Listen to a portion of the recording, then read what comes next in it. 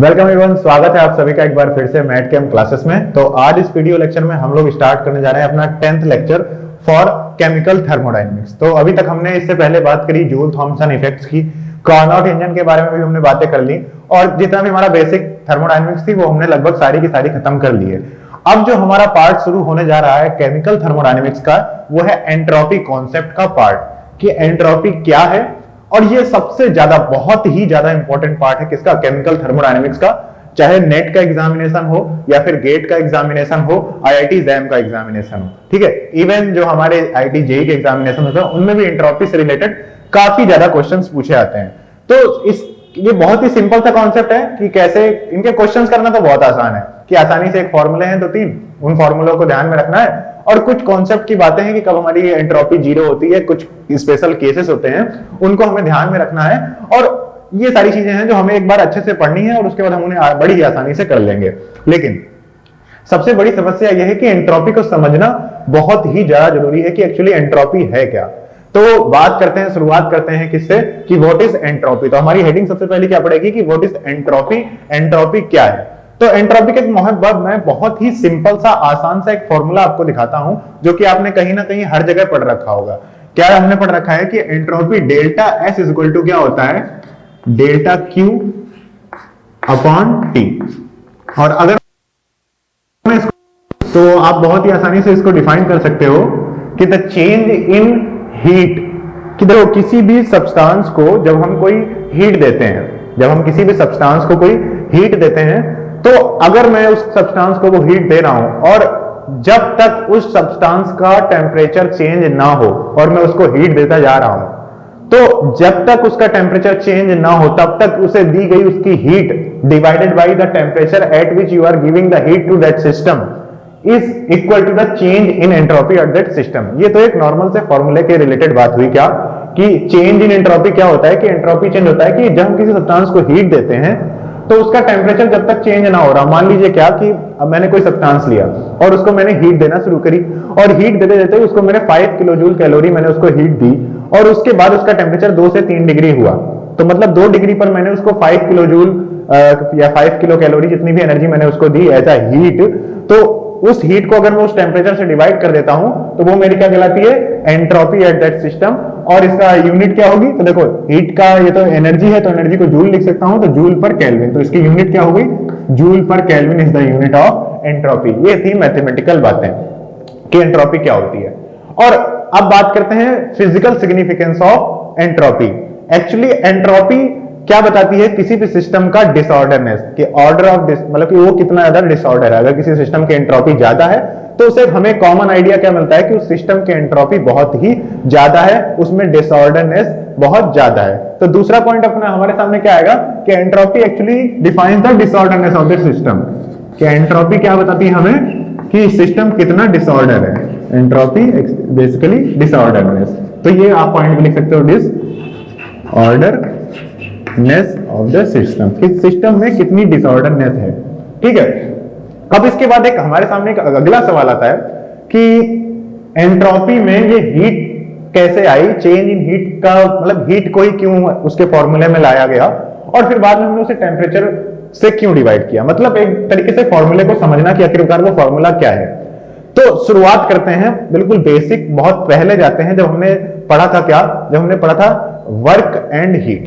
तो वर्क और हीट में मैंने एक आपको बहुत ही सिंपल सी लाइनों में एक बात बताई थी क्या कि जो वर्क होता है वो it is basically ordered energy. Work क्या होती है, ऑर्डर्ड एनर्जी होती है। जब सराउंडिंग से सिस्टम में एनर्जी का ट्रांसफर ऑर्डर मोशन में होता है और जिसकी वजह से सिस्टम में क्या होता है, किसी फोर्स की वजह से कोई डिस्प्लेसमेंट होता है पूरे के पूरे एक मास का, तो हम कहते हैं कि वो क्या है, this kind of energy is basically work, उसे हम क्या कहते हैं, वर्क। और एंट्रोपी को हीट को मैंने क्या कहा था कि heat basically disordered form of energy. Heat क्या है, डिसऑर्डर्ड फॉर्म ऑफ एनर्जी है, एनर्जी का एक डिसऑर्डर्ड फॉर्म।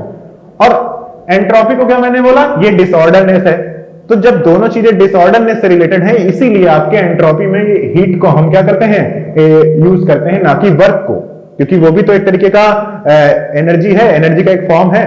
तो हीट क्यों आती है, क्योंकि हीट हमें बताती है कि सिस्टम में कितनी डिसऑर्डरनेस है, मतलब कि हीट वो एनर्जी है जो डिसऑर्डर्ड एनर्जी होती है, जो किसी एक पर्टिकुलर डायरेक्शन में ना गई हो, वो एनर्जी जो डिसऑर्डर्ड हो गई है, किसी पर्टिकुलर यूज में नहीं आई है। क्योंकि थर्मोडायनेमिक्स का मतलब क्या होता है, थर्मोडायनेमिक्स में हमें वर्क चाहिए होता है, और वर्क ना मिला तो इसका मतलब है वो एनर्जी कहां चली गई, हीट में चली गई, मतलब वो एनर्जी क्या हो गई, वेस्ट हो गई, वो एनर्जी डिसऑर्डर्ड हो गई, मतलब उसका कोई पर्टिकुलर यूज नहीं मिल पाया। इसलिए हम लोग यहां पर इस फॉर्मूले में डेल्टा क्यू का यूज करते हैं कि कितनी हीट में चेंजमेंट आया एट दैट पर्टिकुलर टेम्परेचर।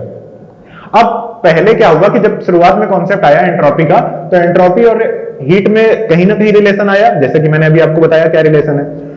अब उसके बाद बात ये आई कि देखो एक एग्जांपल, अगर कोई सिस्टम लो टेम्परेचर पर है और मैंने उसको एक 10 किलो जूल एनर्जी दी, कोई सिस्टम लो टेम्परेचर पर है, मैंने उसको 10 किलो जूल एनर्जी दी, और कोई दूसरा सिस्टम सिमिलर बहुत ही ज्यादा हाई टेम्परेचर पर है, उसको भी मैंने 10 किलो जूल एनर्जी दी एज अ हीट। कैसे, एज अ हीट दी उसे मैंने। हीट का मतलब क्या है कि मैंने उसको एज अ थर्मल एनर्जी मैंने उसको प्रोवाइड करा दी, उसका कोई पर्टिकुलर यूज नहीं किया, फोर्स नहीं लगाया। ठीक है, तो इसका मतलब हुआ, अब आप ये बताओ कि लो टेम्परेचर को वही हीट दें और हाई टेम्परेचर बॉडी को वही हीट दें, तो डिसऑर्डरनेस किस में ज्यादा आएगी, डिसऑर्डरनेस एज कंपेयर टू इस इनिशियल स्टेट, उसकी इनिशियल स्टेट और फाइनल स्टेट में अगर आप डिफरेंस देखोगे, तो जो बॉडी लो टेम्परेचर पर है उसे अगर आप उतनी ही हीट दे रहे हो, और दूसरी बॉडी जो हाई टेम्परेचर पर है उसे भी आप उतनी ही हीट दे रहे हो, तो जो हाई टेम्परेचर पर है उस पर तो सिस्टम पहले से ही डिसऑर्डर था, तो उसमें ओवरऑल डिसऑर्डरनेस में उतना चेंज नहीं आएगा जितना कि लो टेम्परेचर बॉडी पर आएगा। इसलिए सिर्फ और सिर्फ इसलिए हम लोग क्या करते हैं कि पर्टिकुलर टेम्परेचर को भी साथ में इंट्रोड्यूस करा देते हैं, इसलिए हम लोग फॉर्मूले में टेम्परेचर से उसको क्या कर देते हैं, डिवाइड कर देते हैं। तो this is basically a perfect formula for the disorderness of that system, basically the entropy of that system। जैसे कि हीट कैपेसिटी के बारे में बात करी हमने, हीट कैपेसिटी के बारे में क्या कह रहे थे हम लोग कि कितनी हीट कोई system eight that particular temperature लेता है, लेकिन हमने कहा कि नहीं यार ऐसा तो दिक्कत हो जाएगी, कोई बॉडी का मास डिफाइन करना भी तो जरूरी है कि कितने कितने पर मोल, हमने डिफाइन किया कि चलो पर मोल लेते हैं ताकि हम उससे सबका कंपैरिजन करा सकें। इसी तरीके से उसी कॉन्सेप्ट से यहां पर हमने टेम्परेचर से डिवाइड करके एंट्रोपी को बिल्कुल आइडियल कर दिया कि हाँ इस टेम्परेचर पर हीट दी गई तो उसकी टेम्परेचर, तो वो entropy at that particular temperature है। तो यहां से हमारा टेम्परेचर और डिसऑर्डरनेस दोनों को हमने बैलेंस कर दिया। तो ये था हमारा फॉर्मूला किसका, delta S equal to delta Q upon T, और entropy basically shows the disorderness at system and it is basically related to the heat because heat is also the disordered energy। ठीक है, ये बात clear.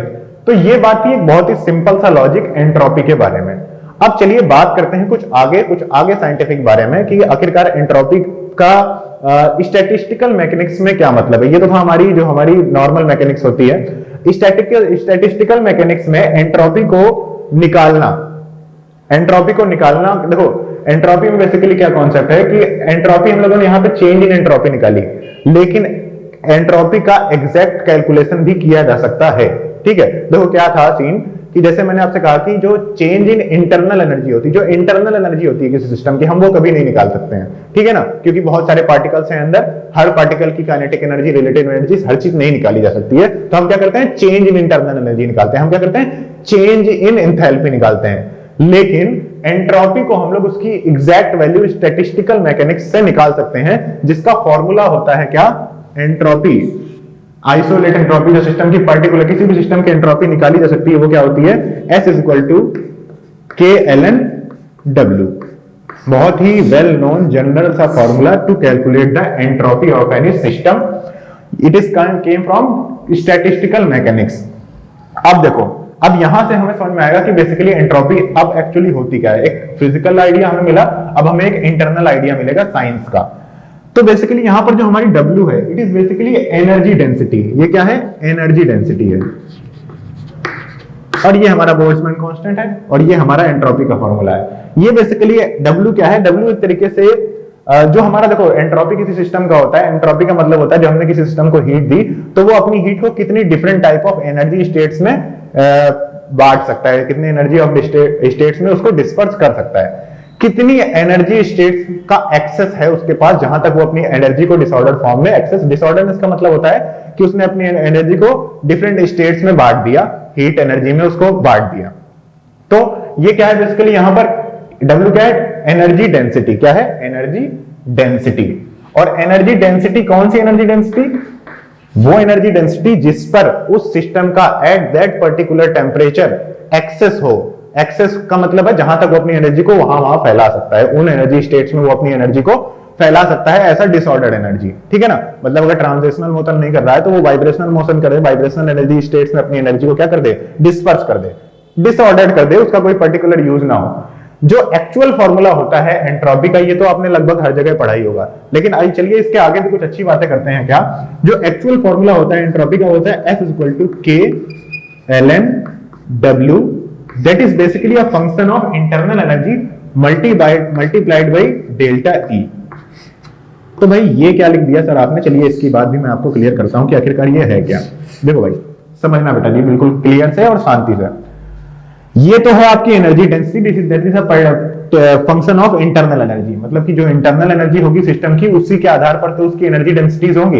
Energy density का मतलब है कि कोई सिस्टम किसी एनर्जी पर है, उसके पास जो उसकी एनर्जी डेंसिटी है, मतलब वो किसी एक एनर्जी लेवल पर है, उसके आसपास उसकी कितनी एनर्जी डेंसिटी है, एनर्जी स्टेट्स की डेंसिटी है, एनर्जी स्टेट की डेंसिटी मतलब कितने एनर्जी स्टेट्स हैं।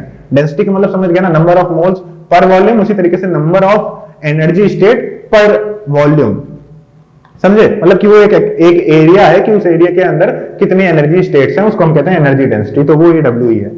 डेल्टा ई क्या है, डेल्टा ई है बेसिकली वो एनर्जी रेंज, एनर्जी का वो रेंज जहां पर उस सिस्टम का एक्सेस हो, उन एनर्जी स्टेट्स तक उस सिस्टम का एक्सेस हो। जैसे मान लीजिए एक सिस्टम है, ये उसके एनर्जी स्टेट्स हैं और कहीं यहां पर वो उसकी सिस्टम की एनर्जी लाई करती है, तो इसका मतलब है ये जो इसकी एक एनर्जी डेंसिटी है, एनर्जी डेंसिटी निकालेंगे कि इस एनर्जी के एरिया में उसके कितने नंबर ऑफ स्टेट्स हैं, और उसको हम जब डेल्टा ई से मल्टीप्लाई करेंगे, डेल्टा ई वो एरिया है, वो एनर्जी का रेंज है जहां तक वो सिस्टम अपनी एनर्जी को ऊपर नीचे ट्रांसफर कर सकता है।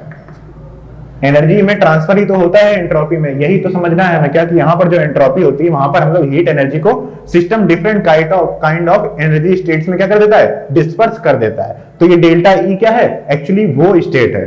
तो इसका मतलब हुआ अब ये पूरा अगर इसको इसमें मल्टीप्लाई कर दोगे तो मतलब ये निकल के आता है द नंबर ऑफ स्टेट्स, ये पूरा क्या W that is a function of ये इनटू मल्टीप्लाइड बाय E, ये बेसिकली हमें बताता है the number of states, the number of states, वो नंबर ऑफ स्टेट्स जहां पर सिस्टम का एक्सेस हो,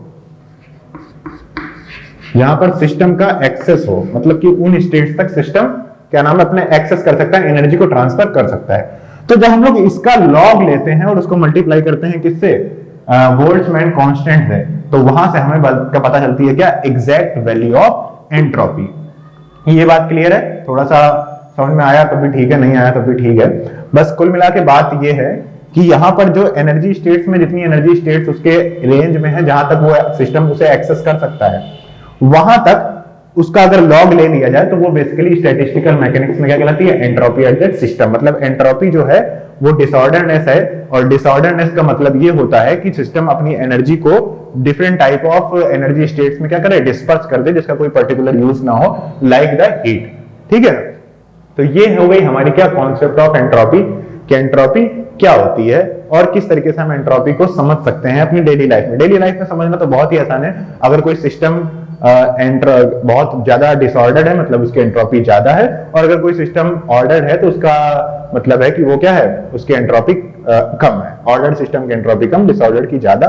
और डिसऑर्डर्ड एनर्जी होती है हीट एनर्जी, इसलिए एंट्रोपी के फॉर्मूले में डेल्टा क्यू आता है। एक्चुअल फॉर्मूला होता है उसका S equal to K ln W। W basically क्या होता है, number of energy state in which the system has access, कि वो सिस्टम अगर इस लेवल पर है, इस एनर्जी लेवल पर है, तो वो अपने आसपास से कितने एनर्जी लेवल पर अपनी एनर्जी को ट्रांसफर कर सकता है एज अ हीट एनर्जी। ठीक है, तो उन सिस्टम्स का अगर हम लॉग ले लेते हैं तो बेसिकली वो क्या कहलाती है, absolute entropy at the system.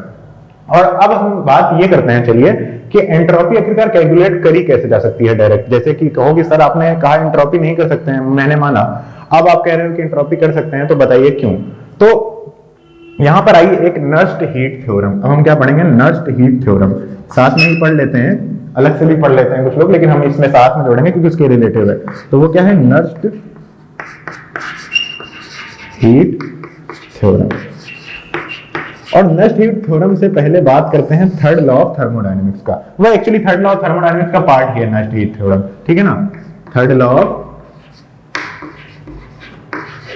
Thermodynamics, इसके अंतर्गत ही आता है ये नस्ट लॉ, ठीक है, नस्ट हीट थ्योरम। तो देखो शुरुआत में एक ओवर आइडिया हमें मिल चुका है थर्ड लॉ ऑफ थर्मोडायनेमिक्स क्या होता है। तो थर्ड लॉ ऑफ थर्मोडायनेमिक्स पहले लॉ से डिफरेंट ऐसे था कि जब फर्स्ट लॉ ऑफ थर्मोडायनेमिक्स आया तो उसने इंट्रोड्यूस कराया एक फंक्शन इंटरनल एनर्जी, ठीक है ना। मतलब उसने पहला जो फर्स्ट लॉ ऑफ थर्मोडायनेमिक्स था, जो सेकंड लॉ ऑफ थर्मोडायनेमिक्स था, इन्होंने क्या किया, इन्होंने एक नए स्टेट फंक्शंस को इंट्रोड्यूस किया। इंटरनल एनर्जी हो गई, एंट्रोपी हो गई सेकंड लॉ ऑफ थर्मोडायनेमिक्स में।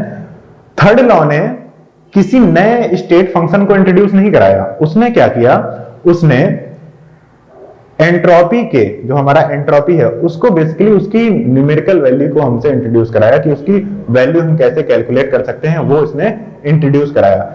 थर्ड लॉ ऑफ थर्मोडायनेमिक्स का एक बहुत ही सिंपल सा फॉर्मूला ये है, बहुत ही सिंपल शब्दों में कहा जाए तो ये कहा जाता है कि अगर किसी सिस्टम को हम एब्सोल्यूट जीरो टेम्परेचर पर ले जाएं तो उस टेम्परेचर पर सभी के सभी सिस्टम्स की जो एंट्रोपी होती है वो सेम होती है, या फिर हम कहें कि at 0 degree kelvin change in entropy, 0 degree kelvin पर जो हम एंट्रोपी चेंज निकालेंगे वो क्या होता है, जीरो होता है, क्योंकि लगभग सबकी एंट्रोपी अगर हम सेम कर देंगे तो चेंज इन एंट्रोपी क्या हो जाएगा, जीरो हो जाएगा। और ये सिर्फ और सिर्फ इस कॉन्सेप्ट से कहा गया क्योंकि 0 डिग्री केल्विन पर लगभग सारे के सारे सब्सटेंस किस स्टेट में होते हैं, सॉलिड स्टेट में, और सॉलिड स्टेट में लगभग सबकी एंट्रोपी क्या हो जाएगी, सेम हो जाएगी। It is not an ideal concept, ये कोई आइडियल कॉन्सेप्ट नहीं है, लेकिन फिर भी हमने क्या किया, लगभग उनकी एंट्रोपी सेम हो जाएगी, चेंज इन एंट्रोपी जीरो होती है। और उसी बात को हमारी नस्ट हीट थ्योरम ने कहा था। नस्ट हीट थ्योरम का एक इक्वेशन है, मैं बस वही लिखूंगा, delta S when limit temperature, absolute temperature tends to zero, the change in entropy is equal to zero। समझ रहे हैं, मतलब है अगर किसी सब्सटेंस को 0 डिग्री केल्विन में, जैसे उसका टेम्परेचर 0 डिग्री केल्विन की तरफ जाता है, उसकी एंट्रोपी भी क्या होती है, एंट्रोपी चेंज क्या हो जाता है, जीरो हो जाता है। 0 डिग्री केल्विन पर किसी सब्सटेंस की एंट्रोपी क्या होती है, जीरो होती है।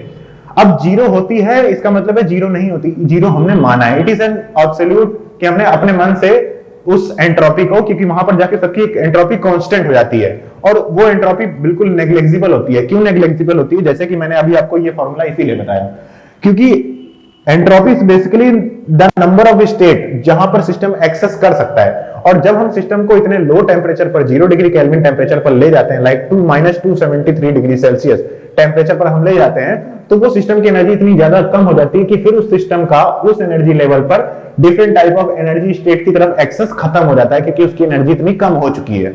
तो उसका एनर्जी स्टेट का एक्सेस खत्म हो गया, मतलब हम क्या कह सकते हैं कि एंट्रोपी जीरो है। तो जीरो कहना एक तरीके से बस कहा गया है, जीरो कुछ ना कुछ वैल्यू रही होगी, लेकिन हमने उसे क्या कर दिया, जीरो कह दिया है। और वही इक्वेशन क्या कहलाती है, हमारी Nernst heat theorem. Nernst heat theorem भी वही कहती है कि जब कोई सब्सटेंस का टेम्परेचर अगर आप 0 डिग्री केल्विन की तरफ ले जाओगे तो वहां पर आपकी एंट्रोपी क्या हो जाती है, जीरो हो जाती है सिस्टम की, या फिर आप कह सकते हो कांस्टेंट हो जाती है सबकी। तो ये थी हमारी क्या, Nernst heat theorem. Third law of thermodynamics का भी बेसिक यही कॉन्सेप्ट था। इसको बताने के लिए ये चीज हमें समझना बहुत ही ज्यादा जरूरी थी। तो आज से आप ये बात तो क्लियर हो गई होगी कि एंट्रोपी 0 डिग्री केल्विन पर जीरो होती है। इसका मतलब ये नहीं कि वो जीरो ही होती है, इसका मतलब है कि उसकी कोई कांस्टेंट वैल्यू है, क्योंकि उस समय पर ये देखो, अब जीरो कहा भी इसलिए गया था क्योंकि उस टेम्परेचर पर जो एक्सेस स्टेट होती है, number of accessible states system की, वो लगभग जीरो हो जाती हैं, उसका एक्सेस लगभग सबसे खत्म हो जाता है, बहुत नेग्लेक्सिबल हो जाता है, इसलिए उसे जीरो कहा गया। तो ये था हमारा थर्ड लॉ ऑफ थर्मोडायनेमिक्स, और ये हमने फॉर्मूला पढ़ा कि S is equal to K L N W, delta S का फॉर्मूला भी हमने पढ़ा, delta S is equal to delta Q upon T. ठीक है, अब चलिए बात करते हैं चेंज इन एंट्रोपी, कि एंट्रोपी चेंज क्या, ये एंट्रोपी हो गई। अब चेंज इन एंट्रोपी जो सबसे इंपॉर्टेंट पार्ट है हमारा एज अ न्यूमेरिकल पार्ट, तो उसे चलिए अब पढ़ना शुरू करते हैं। अब हमें बात करनी है reversible transformation of an ideal gas में चेंज इन एंट्रोपी। अब जो हमारा ये पार्ट शुरू होने वाला है, बेसिकली यहां से हम क्या क्या बातें करेंगे, हम बातें करेंगे चेंज इन एंट्रोपी की, entropy change different type of processes में, और इसे महा मोस्ट इंपॉर्टेंट लगा लेना, इससे क्वेश्चन केमिकल थर्मोडायनेमिक्स में बहुत ज्यादा पूछा जाता है। जैसे एक पार्ट था हमारा मैजिक स्क्वायर का, उसमें हम लोग मैक्सवेल रिलेशन के क्वेश्चंस बहुत ज्यादा पूछे जाते हैं, और दूसरा पार्ट ये है हमारा क्या, एंट्रोपी चेंज। तो एंट्रोपी चेंज का हम सबसे पहला केस पढ़ने जा रहे हैं, वो क्या है कि entropy change in case of reversible transformation of an ideal gas, एक आइडियल गैस का रिवर्सिबल ट्रांसफॉर्मेशन जब होता है तो उस समय उसमें चेंज इन एंट्रोपी कैसे निकालते हैं। तो इसके लिए हम फॉर्मूला बहुत पहले ही पढ़ चुके हैं, बस मैं वो फॉर्मूला आपके साथ दोबारा रिवाइज करता हूं। आपका फॉर्मूला हमारा क्या था, delta S is equal to N C V ln T2 by T1, याद है ना, plus N R ln V2 by V1। ये था formula for the reversible change in ideal gas. किसी भी आइडियल गैस का रिवर्सिबल ट्रांसफॉर्मेशन जब होता है तो उस प्रोसेस में उसकी चेंज इन एंट्रोपी निकालने का फॉर्मूला क्या होता है, delta S equal to N C V ln T2 by T1 plus N R ln V2 by V1। और 1 मोल के लिए ये आपके n गायब हो जाएंगे और कुछ नहीं। तो यहां पर एक पॉइंट बात में क्या ध्यान में रखनी है, देखो यही हल्के से डिफरेंस हमें सबसे अलग करेंगे जो क्वेश्चन पेपर देने आएंगे, जो कि हम जिन बातों को ध्यान में रखेंगे। जैसे कि मैंने अभी आपसे कहा कि entropy change in case of reversible transformation of an ideal gas, तो आपको ध्यान में रखना है कि जब रिवर्सिबल ट्रांसफॉर्मेशन होगा तभी ये फॉर्मूला वैलिड होगा, और जब ये आइडियल गैस होगी तभी ये फॉर्मूला वैलिड होगा। क्योंकि आपने इससे पहले इक्वेशन याद होगी आपको, मैंने आपको बताई थी टीडीएस इक्वेशन। टीडीएस इक्वेशन क्या थी, टीडीएस इक्वेशन क्या थी, T D S equal to C V D T plus D P by T D P by D at constant v into D V. ये इक्वेशन थी हमारी कौन सी, टीडीएस इक्वेशन। इस इक्वेशन में जब हमने dp बाई dt की वैल्यू फॉर आइडियल गैस रखी थी तब हमें ये फॉर्मूला मिला था। उसके बाद हमने उसका इंटीग्रेशन किया था तब जाकर हमें ये फॉर्मूला मिला था। तो इसका मतलब इंटीग्रेशन किया तो इससे बात क्या क्लियर हुई कि रिवर्सिबल प्रोसेस थी तभी हुआ इंटीग्रेशन। दूसरी बात क्या हुई, जब आइडियल गैस के लिए dp बाई dt की वैल्यू रखी थी तब ये फॉर्मूला हमें मिला था। मतलब ये हुआ, मेरा कहने का है कि देखो भाई सब कोई इस फॉर्मूले को याद रखता है, लेकिन आप कुछ बातें और ध्यान में रखना, क्या कि गैस जिसके लिए प्रोसेस हो रही है वो आइडियल होनी चाहिए, पहली बात। दूसरी बात, प्रोसेस रिवर्सिबल होनी चाहिए। अगर नॉन आइडियल गैस है, वॉन्डरवॉल गैस है, देखो इतना मैक्सिमम टफ क्वेश्चन क्या आ सकता है कि आपके लिए चेंज इन एंट्रोपी पूछे आपसे और कहे कि एक आइडियल गैस नहीं है, एक दूसरी गैस है जिसकी आपको गैस इक्वेशन वो दे देगा। क्या करेगा, आपसे आइडियल गैस नहीं बोलेगा, वो कहेगा एक रिवर्सिबल नॉन आइडियल गैस है जिसकी इक्वेशन ये है। और उसके लिए सिमिलर क्वेश्चन होगा कि इस टेम्परेचर से इस टेम्परेचर तक लेके ले गए, इस वॉल्यूम से इस वॉल्यूम तक ले गए सिस्टम को, चेंज इन एंट्रोपी निकालो, उस सिस्टम के लिए सीवी की वैल्यू ये है, ये बोलेगा भाई। तो आपने क्या करना है, उस समय आपने सबके सब उस क्वेश्चन में गलत होंगे। और अगर आपने मेरी आज ये बात ध्यान में रखी होगी तो उसके साथ उस दिन आप इस इक्वेशन को यूज ना करके इस इक्वेशन को यूज करेंगे। अगर रिवर्सिबल होगी तो इसमें इंटीग्रेशन करेंगे, रिवर्सिबल नहीं होगी, इरिवर्सिबल प्रोसेस होगी तो वहां पर सीधा सिर्फ और सिर्फ ये इक्वेशन यूज कर देना, और जो इक्वेशन दे रखी है उस इक्वेशन का dp बाई dt की वैल्यू एट कांस्टेंट वॉल्यूम वहां से निकाल लेना, उसे इसमें रखना और आपका क्वेश्चन सही होगा। और 100% ये बात सच है, अगर 5000 10,000 20,000 बच्चे भी पेपर देते हैं तो उनमें से सिर्फ 4-5 बच्चे ही ऐसे होंगे जिन्होंने इस पॉइंट को ध्यान में रखा होगा।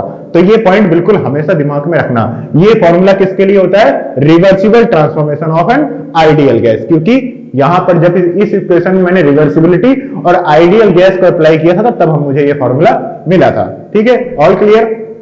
और इसका एक और फॉर्मूला था हमारे पास, delta S equal to n C p ln T2 by T1 minus NR ln P2 by T1। एक ये भी इक्वेशन थी आपके सामने, बोलो भाई ये इक्वेशन थी कि नहीं थी, तो एक ये भी इक्वेशन है।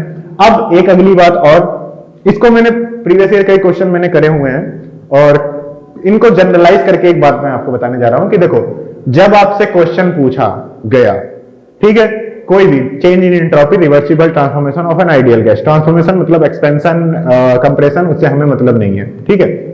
टेम्परेचर इंक्रीज हो रहा है डिक्रीज हो रहा है हमें मतलब नहीं है, ट्रांसफॉर्मेशन का मतलब होता है चेंज हो रहा है, कुछ भी हो रहा है, इसलिए मैंने ट्रांसफॉर्मेशन लिखा है वो। तो बात क्या आपको ध्यान में रखनी है कि आपको अगर सीवी की वैल्यू दे रखी है तो आप इस फॉर्मूले को यूज करिएगा, अगर आपको सीपी की वैल्यू दे रखी है तो आप इस फॉर्मूले को यूज करिएगा। अगर कभी भी आपको, कई बार हमारा दिमाग उल्टा सीधा चल जाता है, चलता क्या है कि हमें सीपी की वैल्यू दे रखी है और मैं सीपी वाले फॉर्मूले में कंफ्यूज हो गया, यहां माइनस था कि प्लस था और मैंने सीपी से सीवी निकाल लिया, सीपी से हम क्या करते हैं, गामा की वैल्यू जुगाड़ करके हमने, तो अगर आपको सीपी दिया है तो आपने ये फॉर्मूला लगाना है, अगर आपको सीवी की वैल्यू दी है तो आपको ये फॉर्मूला लगाना है, ये पॉइंट आप लिख लेना। तो ये था हमारा क्या, entropy change in case of reversible transformation of ideal gas.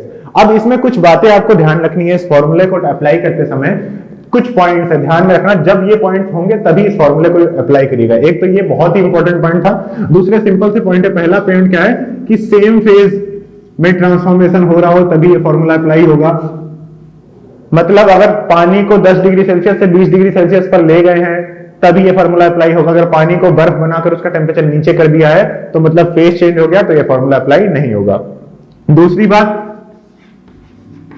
Ideal process होनी चाहिए, कोई भी उसमें टेम्परेचर प्रेशर में बीच में चेंजमेंट नहीं आना चाहिए। और तीसरी बात क्या है हमारी, प्रोसेस रिवर्सिबल होनी चाहिए, जो कि मैंने अभी आपको ऊपर दिखाई दिया। तो ये 2 पॉइंट तो क्लियर थे ही।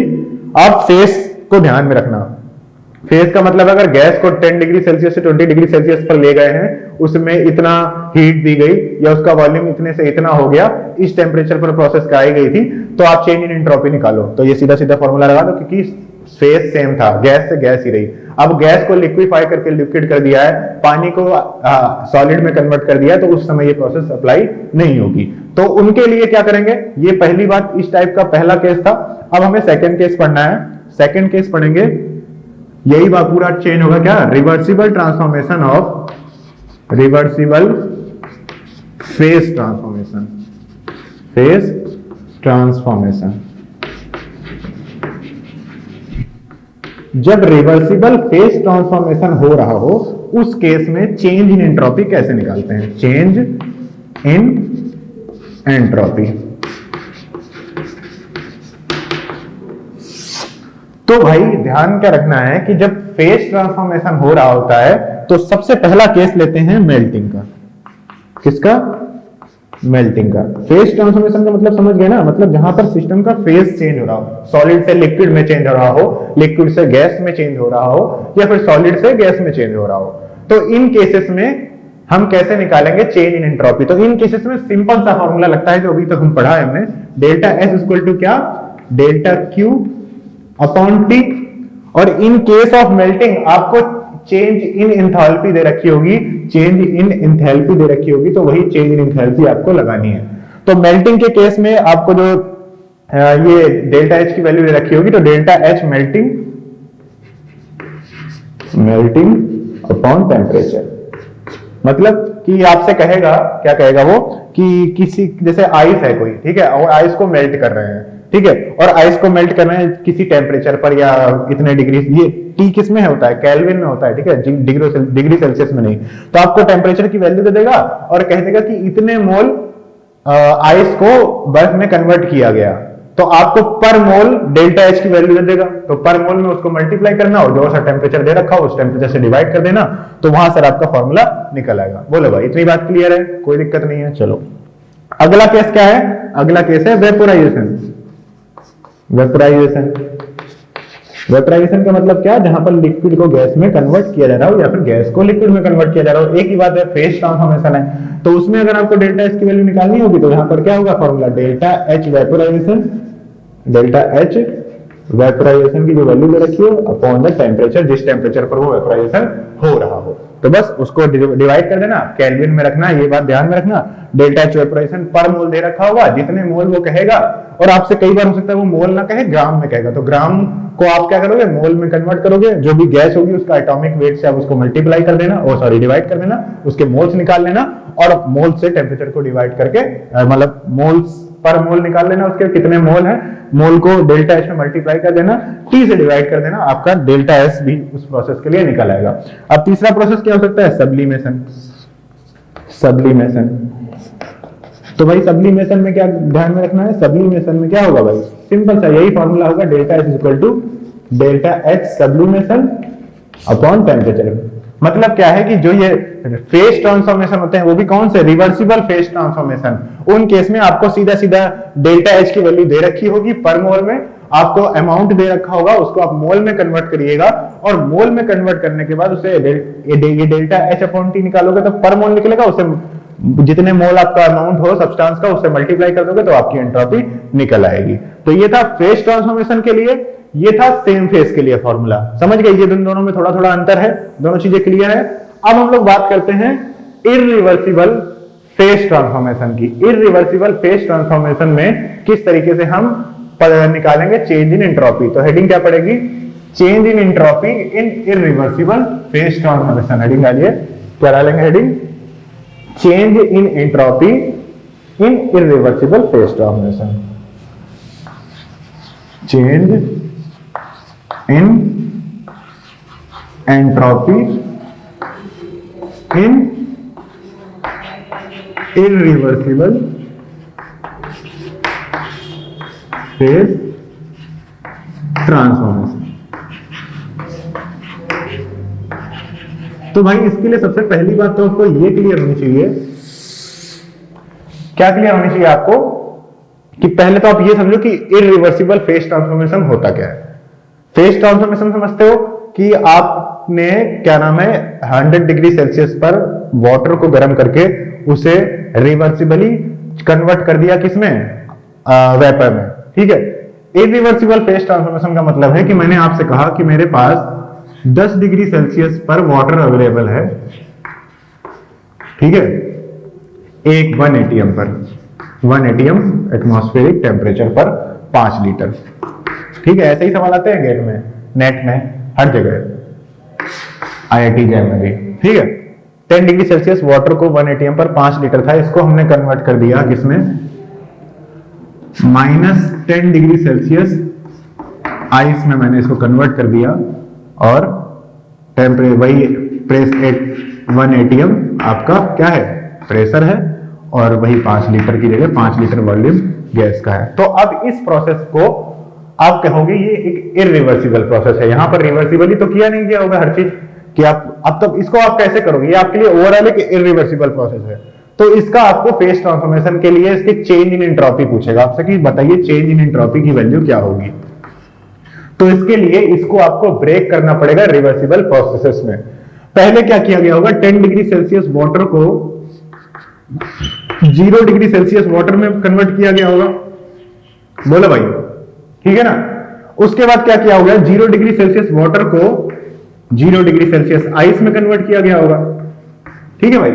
और इसके बाद क्या किया होगा? 0 डिग्री सेल्सियस आइस को -10 डिग्री सेल्सियस आइस में कन्वर्ट किया गया होगा, यही तो किया गया होगा ना। तो बस आपको क्या करना है? आपको इस प्रोसेस की चेंज इन एंट्रोपी निकालने के लिए आपको पहले इस प्रोसेस की चेंज इन एंट्रोपी निकालनी पड़ेगी, फिर इसकी निकालनी पड़ेगी, और फिर इसकी निकालनी पड़ेगी, और फिर तीनों को ऐड कर देंगे तो हमारी चेंज इन एंट्रोपी पूरे प्रोसेस की आ जाएगी। तो इसकी चेंज इन एंट्रोपी क्या हो जाएगी? डेल्टा S1 मान लीजिए, इसकी चेंज इन एंट्रोपी क्या हो जाएगी? डेल्टा S2 मान लीजिए, और इसकी चेंज इन एंट्रोपी क्या हो जाएगी? डेल्टा S3 मान लीजिए। और delta S1 S2 S3 reversible process है, कोई ये फेस ट्रांसफॉर्मेशन है, और ये क्या है? Transformation of an ideal gas या फिर वाटर, जो भी है। यहां पर गैस नहीं है तो फिर कोई सीन ही नहीं है। तो देखो इस केस में क्या करना है आपको? 10 डिग्री सेल्सियस वाटर है 1 एटीएम में, उसे हमने क्या किया गया? ये 1 एटीएम में उसे हम कहां से ले गए? यहां से यहां ले गए। तो डेल्टा S1 के लिए जो आपका फॉर्मूला लगेगा वो क्या लगेगा? NCV ln T2/T1, T2/T1। अब वॉल्यूम तो सेम रहा होगा दोनों का, तो यहां पर V2/V1 वाला पार्ट क्या हो जाएगा? 0 हो गया, प्लस NR ln V2/V1। तो V2/V1 सेम है, तो ये वाला पार्ट पूरा 0 हो जाएगा। आपका सिर्फ ये फॉर्मूला लगेगा क्या? Delta S1 = NCV ln T2/T1। T2/T1 की वैल्यू आप रख दो 270। T2 क्या होगा आपका? T2 होगा 273 डिग्री, 273 केल्विन, और T1 क्या होगा आपका? 283 केल्विन। तो आपको ये ध्यान में रखना है, यहाँ पर केल्विन केल्विन ही लिखना, ठीक है ना। ये बात आपको ध्यान में रखनी है। तो डेल्टा S1 यहां से निकल आया। सेकंड केस में ये क्या है आपका? ये इसकी वैल्यू आपको डेल्टा H की वैल्यू इस प्रोसेस के लिए दे रखा होगा। यहाँ पर बेसिकली क्या आइस को क्या कर रहा है? वाटर को आप क्या कर रहे हो? आइस में कन्वर्ट कर रहे हो। तो इसके लिए आपको प्रोसेस में डेल्टा H की वैल्यू दे रखी होगी, उसे टेम्परेचर से आप डिवाइड कर देंगे 273 केल्विन से, और आपका डेल्टा H2 भी निकल आएगा, ठीक है भाई। अब इसके बाद क्या करना है अगले प्रोसेस में? अगले प्रोसेस में बेसिकली आपको यहाँ पर आइस है, सॉलिड स्टेट में है, तो वॉल्यूम तो हम यहाँ पर कंसीडर करेंगे नहीं, सिर्फ टेम्परेचर वाला ही बचेगा, वॉल्यूम वाला भी पार्ट यहाँ पर कट हो जाएगा। तो यहाँ पर डेल्टा S3 क्या होगा? NCV ln T2/T1। तो T2/T1 फिर से वही 0 डिग्री सेल्सियस से -10 डिग्री सेल्सियस के लिए आपको इसका केल्विन में इसका वैल्यू निकालनी होगी। और फिर टोटल चेंज इन एंट्रोपी क्या होगी, delta is equal to delta S1 plus delta S2 plus delta S3। ऐसे बहुत सारे क्वेश्चन आपको प्रीवियस ईयर में मिल जाएंगे और ये क्वेश्चन बहुत ही ज्यादा इंपॉर्टेंट है, ये जो मैंने आपके सामने अभी डिस्कस किया। तो ये क्या था हमारा इरिवर्सिबल फेज ट्रांसफॉर्मेशन में हम कैसे चेंज इन एंट्रोपी निकालते हैं। तो इसे ध्यान से इसको समझिएगा, मैंने यहाँ पर आपको क्या बताया, इसको रिवाइज करिएगा, इसके नोट्स बनाइए और जो क्वेश्चन आपको जहां से मिले इसके आप उन्हें कर सकते हैं, बिल्कुल आसानी से वो क्वेश्चन हो जाएंगे। एक दो क्वेश्चन हम भी डिस्कस करेंगे साथ में ही, ठीक है। तो चलो एक क्वेश्चन सॉल्व कर लेते हैं और उसके बाद इस वीडियो लेक्चर को खत्म करते हैं और अपने अगले पार्ट में हम लोग एंट्रोपी के कुछ और क्वेश्चंस डिफरेंट टाइप के और कुछ जो बचा कुचा हमारा पार्ट है केमिकल थर्मोडायनामिक्स का उसको डिस्कस करेंगे। तो एक मैं क्वेश्चन आपके सामने बोल रहा हूं, उसका आपको यहाँ पर बगल में स्क्रीन पर ये क्वेश्चन दिख गया होगा, उसको मैं पढ़ देता हूं। क्या है कि calculate the value of delta H, delta U and delta S for the following transformation. And transformation is what, transformation क्या दे रखा है, ट्रांसफॉर्मेशन दे रखा है H2O लिक्विड है, 298 केल्विन उसका टेम्परेचर है और 1 एटीएम क्या है उसका एटमॉस्फेरिक प्रेशर है। उसका ट्रांसफॉर्मेशन करा गया है किसमें, H2O, ये क्या है वेपर बन गया है, ठीक है। इसका टेम्परेचर है 523 केल्विन, 1 एटीएम टेम्परेचर है। तो यहां पर इसने इस प्रोसेस में वाटर का मोल्स नहीं बता रखे हैं कि मोल्स क्या हैं और इसके मोल्स क्या हैं, तो मतलब हमें मोल्स इग्नोर करने हैं, सिर्फ एक आइडिया मतलब प्रैक्टिस के लिए मैं आपको ये क्वेश्चन दे रहा हूं। तो मोल्स होंगे तो आप सीधा मोल से मल्टीप्लाई करोगे फॉर्मूले में, और कुछ नहीं करना है।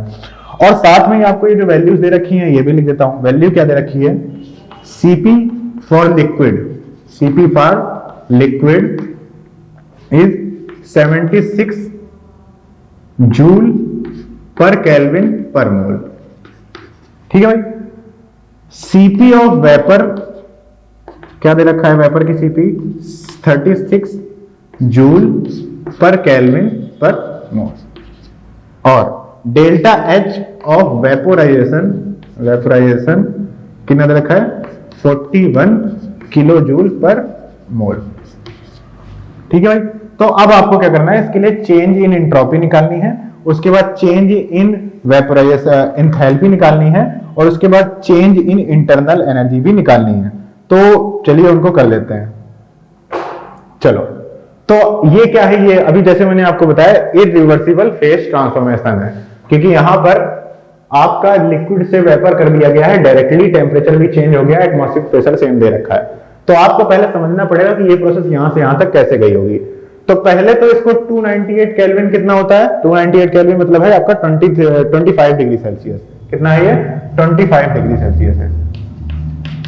तो पहले क्या करना पड़ेगा, पहले वाटर को, पहले जो हमारा वाटर है कितने पर, लिक्विड स्टेट में 298 केल्विन पे 1 एटीएम पर, पहले इसे चेंज किया गया होगा किसमें, वाटर लिक्विड ही रहा होगा, पहले से हम लाए होंगे 100 डिग्री सेल्सियस मतलब 373 केल्विन पर, पहले इसको 100 डिग्री सेल्सियस पर ले गए होंगे सेम एटमॉस्फेरिक प्रेशर में, ठीक है। उसके बाद क्या किया होगा, अब इसको वेपोराइज कर दिया हो गया, तो अब इसको क्या करा होगा, सेकंड स्टेट में आपका H2O हो गया होगा, वेपर बन गया होगा, टेम्परेचर 373 केल्विन ही था, 1 एटीएम एटमॉस्फेरिक प्रेशर ही था। इसके बाद क्या किया गया होगा, इसके बाद अब इसका टेम्परेचर 373 से बढ़ाकर 523 कर दिया गया होगा। तो अब ये H2O वेपर 523 केल्विन और 1 एटीएम। तो आपने पहले क्या किया, पहले इस प्रोसेस को छोटे छोटे प्रोसेस में डिफरेंशिएट किया, समझा कि ये प्रोसेस हुई कैसे है। तो ये सारी रिवर्सिबल प्रोसेस है। तो ये रिवर्सिबल प्रोसेस को आप क्या कर सकते हो, डेल्टा एस की वैल्यू निकाल सकते हो। तो इसके लिए डेल्टा S1, तो डेल्टा S1 का फॉर्मूला आपको पता है, delta S1 reversible phase transformation है। तो यहां पर क्या होगा, delta S1 is equal to, समझना delta S1 is equal to n तो दे ही नहीं रखा है, तो यहां क्या करेंगे Cp ln T2/T1 minus R ln P2/P1। तो P1 और P2 सेम है, P1 और P2 सेम है, इसका मतलब क्या हुआ 0, बोलो भाई क्या हुआ, इसका मतलब हुआ 0, P1 by P2 equal to 1, ln 1 और 2.303 से मल्टीप्लाई करके log 1 की वैल्यू 0, तो मतलब ये पूरा पार्ट क्या हो गया, 0 हो गया। आपको क्या करना है, T2 by T1 की वैल्यू रखनी है, Cp की वैल्यू आपको दे रखा है, तो आपका डेल्टा S1 हो गया कैलकुलेट, कोई प्रॉब्लम नहीं। सेकंड आपका माना आपका चेंज इन एंथैल्पी क्या है, change in entropy second state के लिए क्या है, ये तो फेज ट्रांसफॉर्मेशन है, रिवर्सिबल फेज ट्रांसफॉर्मेशन, इसके लिए डेल्टा एच की वैल्यू आपको दे रखी, डेल्टा एच वेपोराइजेशन, तो डेल्टा H2 इक्वल टू क्या होगा, delta H2 equal to delta H vaporization upon divided by the temperature of that transformation. तो टेम्परेचर क्या है आपका 373 केल्विन, तो यहां पर टेम्परेचर बराबर क्या हो जाएगा 373 केल्विन, ये क्या आ गया डेल्टा H2 आ गया भाई। अब डेल्टा H3 निकालना है, तो डेल्टा H3 में क्या होगा, फिर से वही बात, बिल्कुल सेम ऐसे ही फॉर्मूला लगाएंगे, ये क्या Cp, अब देखो ये Cp लिक्विड के लिए है, क्योंकि यहां पर हम लिक्विड में डील कर रहे थे, तो इसके लिए हम यहां पर जो Cp रखेंगे वो लिक्विड वाला रखेंगे, और इस सेकंड वाले में डेल्टा S3 में इसको रखेंगे, तो इसका मतलब यहां पर डेल्टा Cpv लगेगी, ये Cpv की वैल्यू दे रखा है इसमें, और साथ में क्या ln T2 by T1 और माइनस ये वाला पार्ट तो 0 हो जाएगा, क्योंकि यहाँ पर फिर से प्रेशर क्या हो गया, सेम है, तो यहाँ पर फिर से ये वाला पार्ट सेम हो जाएगा, तो delta S1 delta H2 delta S3 जोड़ोगे तो आपका टोटल डेल्टा S निकल आया। तो सबसे पहला पार्ट तो क्वेश्चन का निकल आया क्या, delta S1 plus delta S2 plus delta S3। ये उस तरीके के क्वेश्चन है जिसको अगर आपने सही किया तो मतलब आप पता नहीं कितने सारे बच्चों से आगे निकल जाओगे, इसलिए इन तरीके के क्वेश्चंस को टाइम देना जरूरी है क्वेश्चन पेपर में। फटाफट सिंपल सी डायरेक्ट वैल्यूज होंगी, आप फटाफट करोगे, कोई दिक्कत नहीं होगी, बस ध्यान में क्या रखना कि यहाँ पर ln है ये, तो इसे log में कन्वर्ट करना 2.303 से, और delta S1 delta S2 delta S3 की वैल्यू निकालना, तो वैल्यू आपकी किसमें आएगी, जूल पर केल्विन में, किसमें, जूल पर केल्विन में। तो आपको यूनिट में भी ध्यान रखना है, ठीक है, जब आप आपस में इसको जोड़ रहे होगे। अगर किसी की एक की किलो जूल पर मोल दे रखा है, दूसरे की एस की वैल्यू जूल पर मोल दे रखा है, और आपने जल्दी जल्दी में सबकी वैल्यू रख के जोड़कर जूल पर केल्विन कर दिया तो गलत हो जाएगा। अगर इसको जूल पर केल्विन में रखा है तो दूसरे वाले में भी फॉर्मूले में इसको भी जूल पर केल्विन में ही रखा होगा, यहाँ पर तो इन दोनों को जूल पर केल्विन दे रखा है, लेकिन इसके लिए जो आपका डेल्टा एच की वैल्यू है वो कितने में रखी है, किलो जूल पर केल्विन में। तो यहाँ पर आप जब डेल्टा एच निकालोगे तो आप यहाँ पर जब वैल्यू निकालोगे तो क्या करोगे, इसको लिखोगे 41,000 डिवाइडेड बाई 273, सॉरी वेपोराइजेशन है ना, तो 373।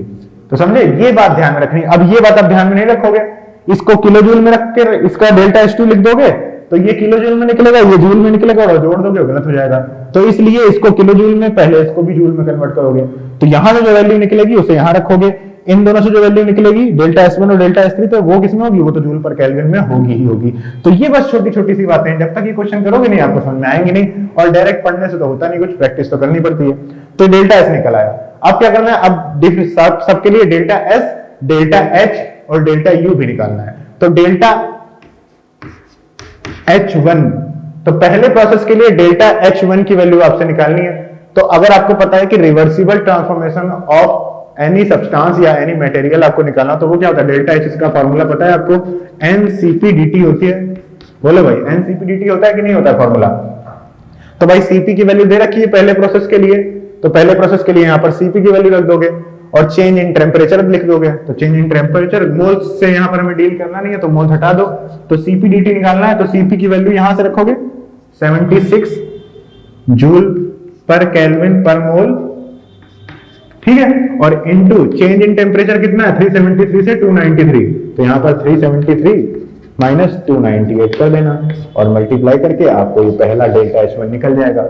डेल्टा H2 क्या है आपका, डेल्टा H2 तो भाई क्या है आपका, डेल्टा H2 तो ये है, डेल्टा H वेपोराइजेशन ये इस प्रोसेस के लिए, तो delta H2 equal to delta H vaporization, ठीक है। और फिर से ध्यान में रखना ये कि जूल में है, ये किलो जूल में है, तो कन्वर्ट करना जरूरी है। और डेल्टा S3 क्या होगा, डेल्टा S3 के लिए फिर वही CpDT का फॉर्मूला, Cp की वैल्यू दे रखी है ये, और साथ में क्या है, चेंज इन टेम्परेचर से मल्टीप्लाई कर देना। तो जब आपको डेल्टा S निकल गया, डेल्टा H निकल गया, तो आप चेंज इन इंटरनल एनर्जी भी निकाल ही सकते हो आसानी से, उसमें कोई प्रॉब्लम नहीं होगी, ठीक है। तो इस तरीके से आप इन क्वेश्चंस को डील कर सकते हो। तो ये रहे आज के हमने कुछ पॉइंट सीखे, चेंज इन एंट्रोपी क्या होती है, कैसे डिफरेंट टाइप ऑफ क्वेश्चंस होते हैं, और जो क्वेश्चंस की आज हमने प्रैक्टिस करी, जो पॉइंट्स हमने आज नोट किए, वो सारे के सारे कॉपी में लिखो, प्रैक्टिस करो, क्वेश्चन सॉल्व करो। मिलते हैं अपनी अगली वीडियो में अपने अगले टॉपिक के साथ ऑफ केमिकल थर्मोडायनेमिक्स। तब तक के लिए आप सभी का एक बार फिर से धन्यवाद।